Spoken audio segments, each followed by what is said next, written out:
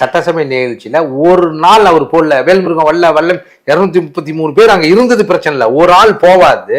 ஒட்டுமொத்த தமிழ்நாட்டு மக்களினுடைய மனசாட்சியாக எதிர்கட்சியாக அந்த ஒத்தை சீட்டி கொண்டு அந்த சின்னத்தில் நின்று ஜெயித்தால் கூட மக்களுக்கு என்ன செய்கிறாருங்கிறது தான்.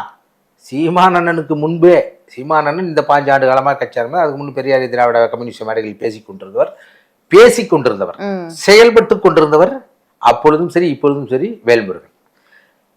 திமுகவோடு கூட்டணி இருந்து அவர் ஈழத்தமிழர்களுக்கு திமுக எடுக்கிற எல்லா நடவடிக்கைகளும் ஒத்து போகிறாரா? கூட இருந்தாலும் டாஸ்மார்க் மோடுன்னு போராடுறார். தமிழ்நாட்டு வேலை தமிழர்களுக்கு தான் வென்று மிகப்பெரிய போராட்டம் நடத்துறார். பரந்தூர் விமான நிலையத்தை நீங்க மூடணுங்கிறார்.